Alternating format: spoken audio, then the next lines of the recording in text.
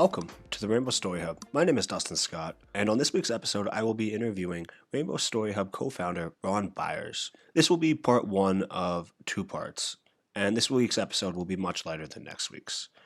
Because on this week's episode, in honor of the Edmonton Queer History Map, we will be discussing some of the sites on the map, or at least Ron will.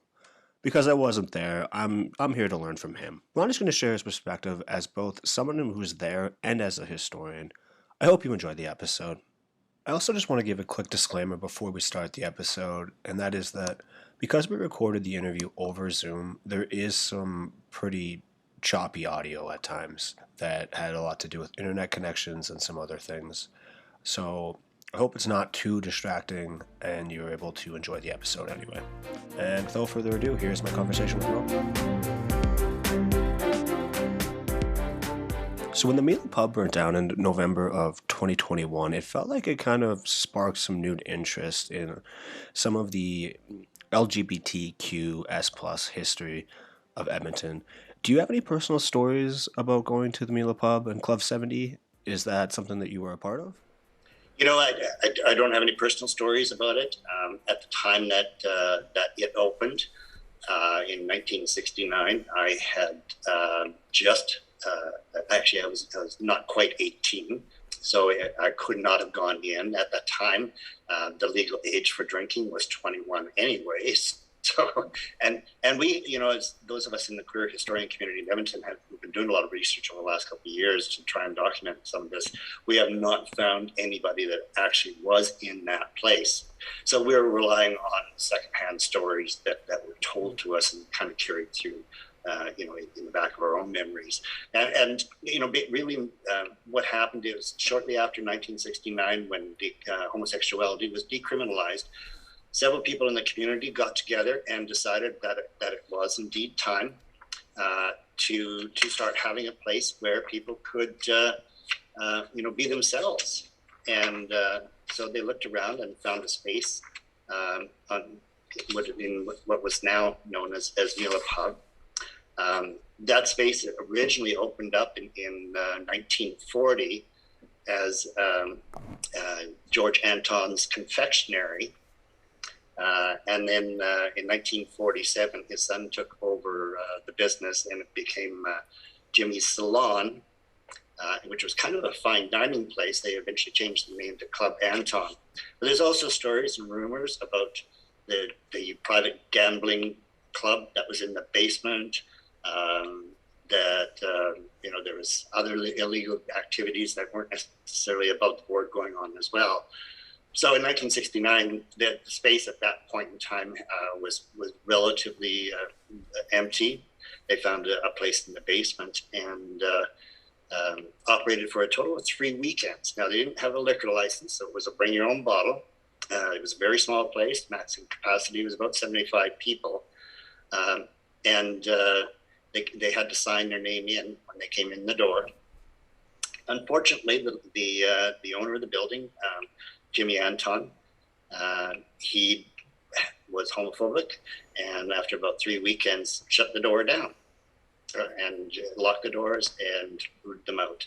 The people that started this took them to court. They had a lease. The court sided with them, but the landlord still refused to give him the keys, and he ended up having to pay some costs towards them moving into a new place, which they found a place, an old garage, auto garage on 106th Street, just south of 3rd Avenue. It's now known as Latitude 53. But they opened the second version of Club 70 at that location on 106th Street. And that remained a gay-owned business up until the closure of the Junction, which was the 1, 2, 3, 4, 5th iteration in that space. And that closed in the mid-2000s. When you said old garage for a second there, I thought you were talking about the, I think it's Shade's Gentleman Club now, but I believe Right. Before it was Shade, it was a series of different gay bars. Yes, actually, that has quite a list of it. It originally started out as a Legion, and the actual Legion, it's not the Royal Canadian Legion. It's the Army, Navy, and Air Force Legion. They operated that space. They built the building. They operated the space. And as their membership started declining, they eventually put the space up for sale or rent.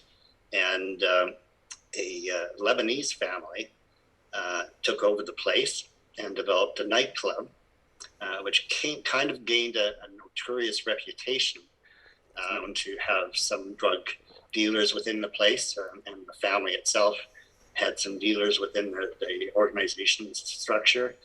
So it got closed down, and the mama, the mother of the family, she decided over and opened it up to the gay people to try and build on the gay community that was in the area.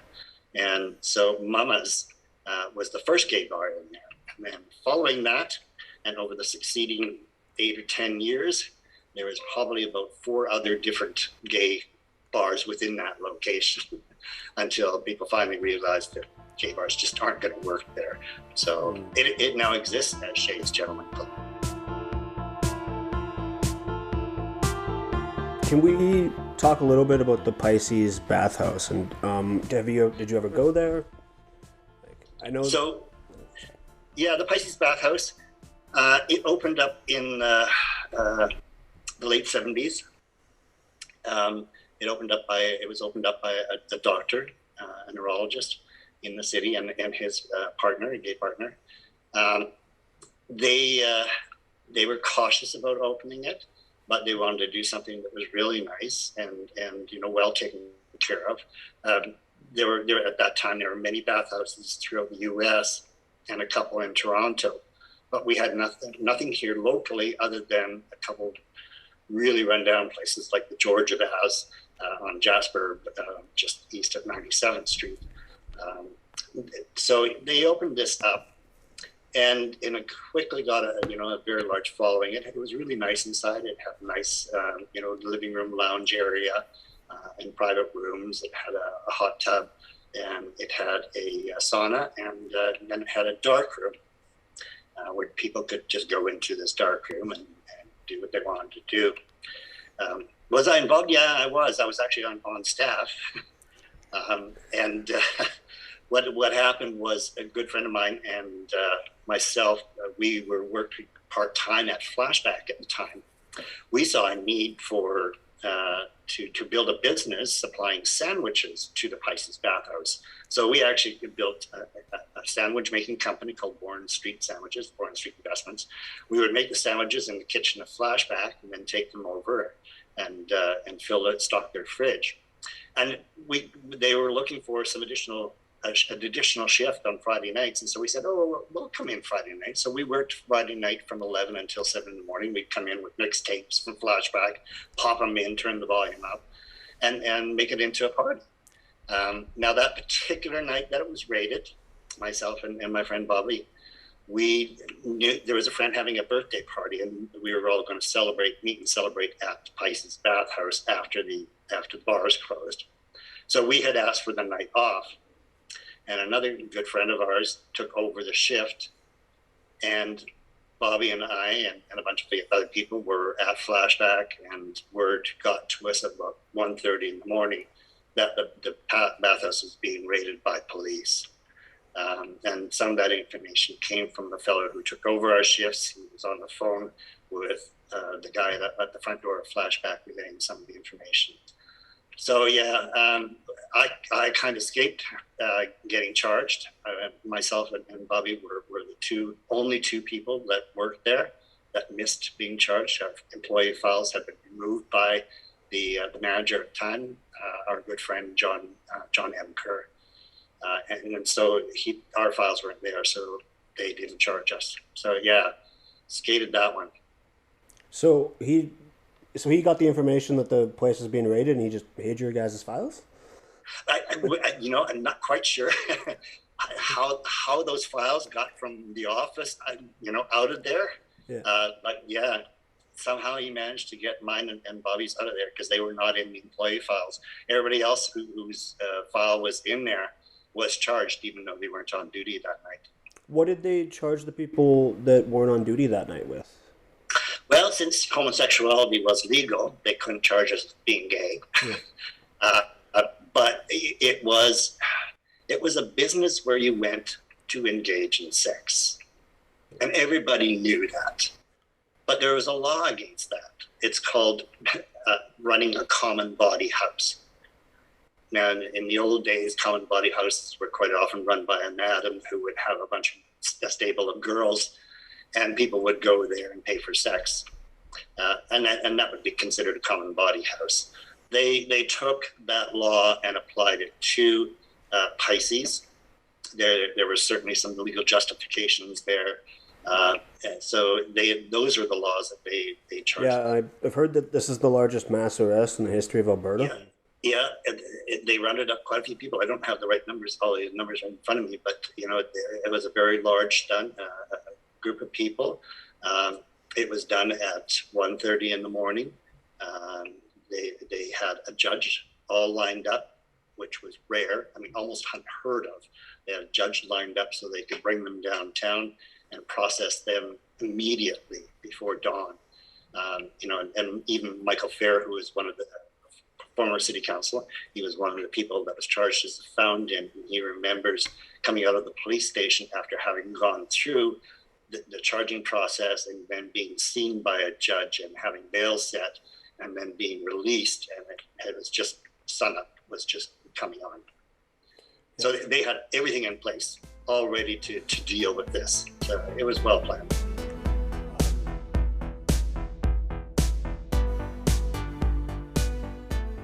So I don't know a ton about Flashbacks.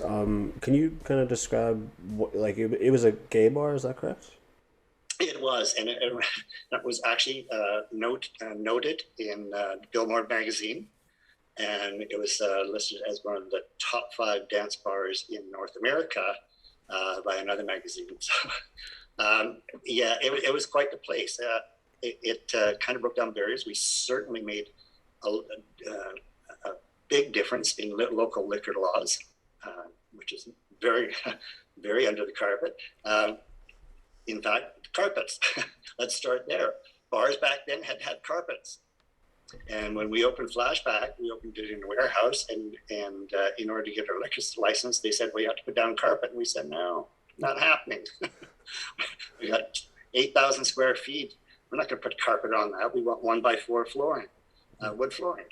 And so it ended up, we got the ALCB to change the regulations. Another regulation is that you had to have terry cloth coverings on your tabletops to absorb the beer.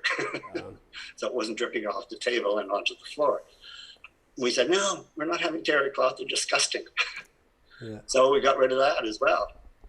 And also table service was always the requirement. You could not go up to a bar and ask for a drink from a bartender. You had to have the waitress go to the bartender, get your drink, and bring it back to your table. And if you wanted to move to a table over there, you had to go and get that waitress to move your drinks from that table to that table because you weren't allowed to do it yourself. Again, Flashback changed all that. Yeah, well, everyone that's ever been to a bar appreciates you for that one. So, yeah. Well, you can thank John Reed and his lawyers. So, John Reed made a huge difference in our community when he opened up Flashback. One of the reasons that it was opened by John Reed and a number of people was it was opened on the principles of being a place for gay people and their friends. And their friends was the most important part of their mission statement, because he wanted a place where gay people could go and bring their friends from work, or bring their family members, where they would feel comfortable. And so there was often, anywhere up to 33% of the night would be straight, but friends of people that were there that were gay. And that brought a huge level of awareness to our community, and made people feel comfortable with other gay people and lesbian people around them.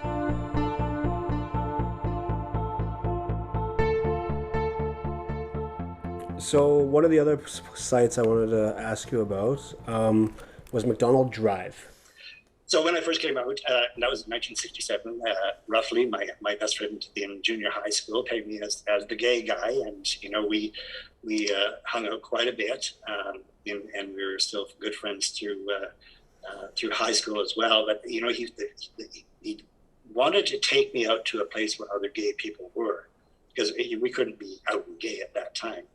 So I remember, on a Friday night, him, coming and rapping on my bedroom window and us sneaking out and going downtown to a place called the Peg and Whistle Restaurant, which at that time was located on Jasper and between 105th and 106th Street. A couple doors down was another place named Jack's Grill.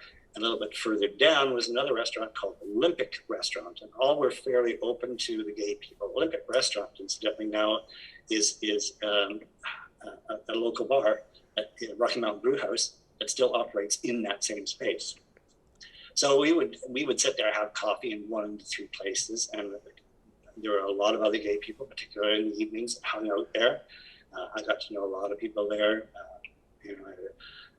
There was a certain segment of the drag queen or transsexual community. Because there was no programs for them at that time, they had to earn money through prostitution, because dressed as women, they couldn't get jobs because it was still apparent they were men.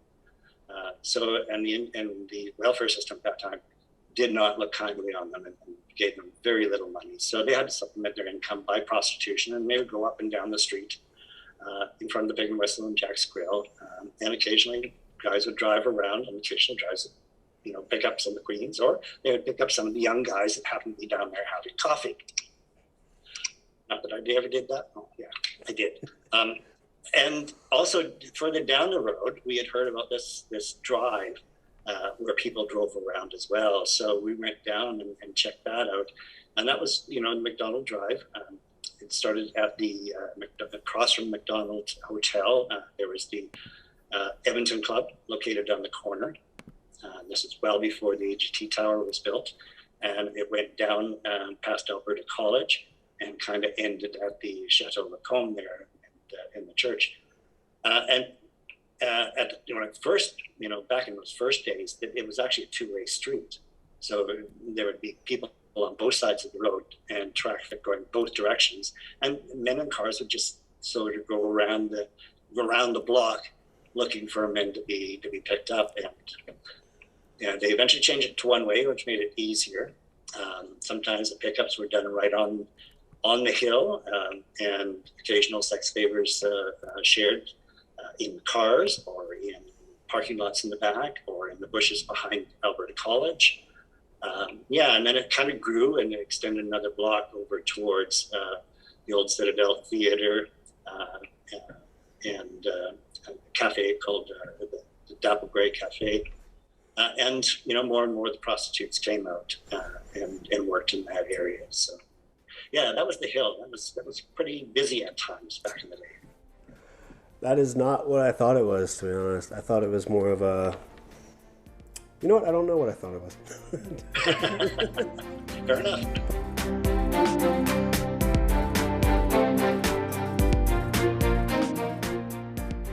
The last major set I wanted to ask you about was the Pantages Theatre. Strand Theatre in Pantages was on 103rd Street, between 103rd and 104th, across from the Bay. Maybe a lot, but generally there. It started at the Pantages Theatre way back in the early 1920s, 30s, and eventually was renamed the Strand Theatre. And it was a mix of both movies, which came in occasionally, and live theatre. And they had a small theatre group that met there regularly and put on theatre performances. And one night, the police came barreling in through the front doors and arrested all the members of this small theatre group for being gay. And then they all went to court, and that's what's known as the Sex Trials of 1942, a rather infamous time in gay history in Alberta. There was actually a play done by Darren Hagen, a local playwright, called Witch Hunt at the Strand. It's documented in a number of articles and stories, and there is currently a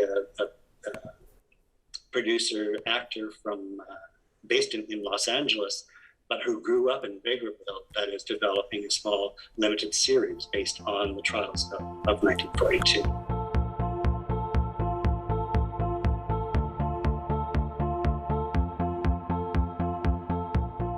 And that wraps up part one of my conversation with Ron.